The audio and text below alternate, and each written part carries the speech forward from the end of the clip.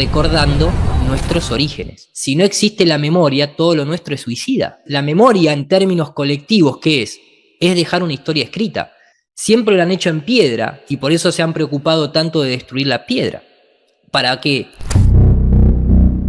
Como dice el primer ítem que está en el documento de la NASA Blue Beam Project, es destruir lo que es la memoria arqueológica de civilizaciones antiguas y reinterpretarlas junto con los escritos sagrados, diciéndole al público que lo que se había leído en la Biblia, en el Torá, en esto, en aquello y en lo otro, estaba mal interpretado y que en realidad hacía alusión a extraterrestres. Eso lo dice la NASA Blue Beam Project en 1980. ¿Y por qué vino en el 2012 el boom de alienígenas ancestrales? Incluso el movimiento terrorista ISIS entra al templo de Baal y lo destruye completamente porque los acusa de que los dioses sumerios eran paganos. ¿Por qué aparecen los Anunnakis y un Sicaria Sitchin? Para reinterpretar Sumeria, que es el origen, al menos después del último reseteo, sea diluvio, sea un Mad Flood, lo que sea, arqueológicamente es Sumeria. No sabemos a nivel escrito, porque sí está en tablas cuneiformes y demás. Es más,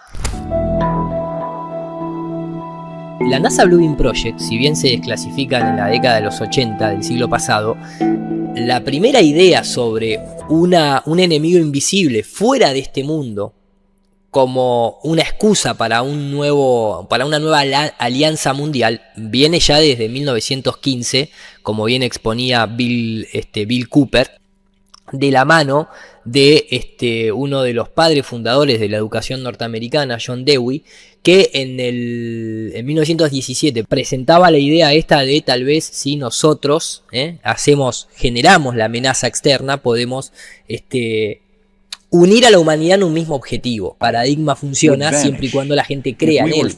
No hay piedad para hacerte creer, ¿no? Un mito. A recordar algunas de las cartas de Steve Jackson, ¿no? Recordemos que ya se hablaba, ¿no?, en tantas otras cuestiones, de la idea de las abducciones alienígenas a funcionarios.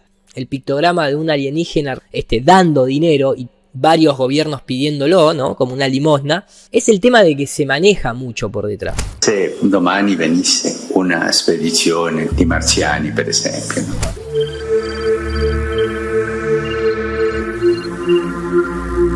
La propia iglesia, bueno, si existen los extraterrestres hay que darle una explicación desde el paradigma religioso, porque Dios entonces también hizo a los extraterrestres, no los hizo a los extraterrestres, ¿cómo viene la mano desde ahí? Todo esto está en relación.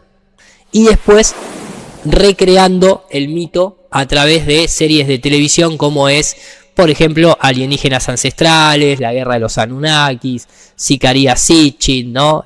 La reinterpretación del arte, de la Anunciación de María a esto es un rayo de inseminación artificial cósmico, cuando en realidad te dice esto es una nave, vos lo ves en detalle, estos son ángeles. Estos son naves porque fíjense la forma y tiene una imagen de un ser internamente. Y bueno, sí, pero también se describía a la luna como Selene, se la dibujaba como una mujer, y también se interpretaba al sol como Helios y se dibujaba un hombre. A veces en un carruaje, a veces dentro de el disco que emite rayos, tanto el sol como la luna. Se está cumpliendo esa fase de la NASA Blue Beam Project. Obviamente que se está cumpliendo. ¿Sí? Acá hay varias representaciones del sol, como Helios, como Apolo, como como aquel, como el otro. Claro, representaciones de Selene también, lógicamente. Incluso las auroras boreales también se representaban con alas verdes o con imágenes en color verde y demás. El resto es esta reinterpretación de la cual se basa el primer ítem de la NASA Blue Beam Project. Vamos viendo que estamos ante la creación de un mito moderno, como bien describe Jung en su libro, ¿sí? Un mito moderno, los platillos voladores. En castellano se lo conoció como de las cosas que se ven en el cielo, un mito moderno de las cosas que se ven en el cielo. And then he would repeat to me over and over, and the last card, the last card, the last card would be the extraterrestrial threat.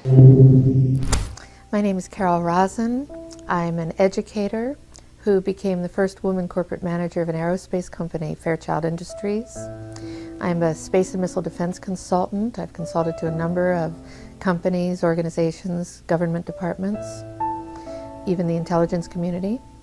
I was a consultant to TRW, working on the MX missile. So I was part of that strategy, which turned out to be a role model for how to sell space-based weapons to the public. And I founded the Institute for Security and Cooperation in Outer Space, a Washington, D.C.-based think tank. I'm an author and have testified before the Congress, the President's Commission on Space, and to a number of committees of that kind of relevance. When I was a corporate manager of Fairchild Industries in 1974 through 77, I met the late Dr. Wernher von Braun in early 74. But he assured me that he would live a few more years in order to tell me about the game that was being played, that game being the effort to weaponize space, to control the Earth from space and space itself. Von Braun had a history of working with weapon systems.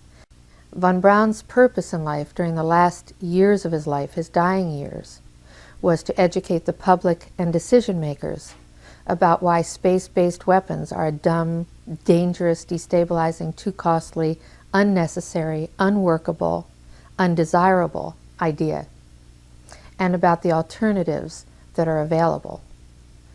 And as practically a deathbed speech, he educated me about those concepts and who the players were in this game.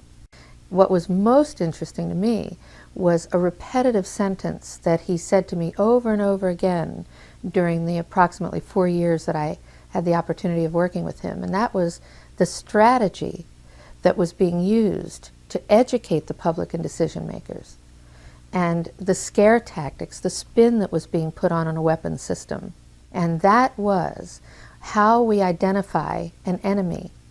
The enemy, at first, he said, the enemy against whom we're going to build a space-based weapon system that he thought was a ridiculous idea, unnecessary and very dangerous, not to mention too costly, etc. The strategy that Wernher von Braun taught me was that first the Russians are going to be considered to be the enemy. In fact, when I met him in '74, they were the enemy, the identified enemy. We were told that they had killer satellites. We were told that they were coming to get us and control us, the dirty commies, that whole story.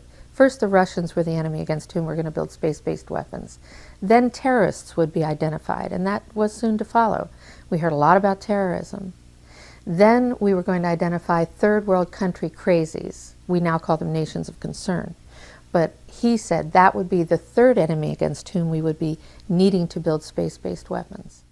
And the funniest one of all was against what he called aliens, extraterrestrials. That would be the final card. And over and over and over during the 4 years that I knew him and was giving his speeches for him, he would bring up that last card. And remember, Carol, the last card is the alien card. We're going to have to build space-based weapons against aliens. And all of it, he said, is a lie. A lie. I think I was too naive to know at that time the seriousness of the nature of the spin that was being put on the system. And now the pieces are starting to fall into place. We're building a space-based weapon system based on a premise that is a lie, a spin. I have concluded that it's based on a few people making a lot of money and gaining power. It's about ego.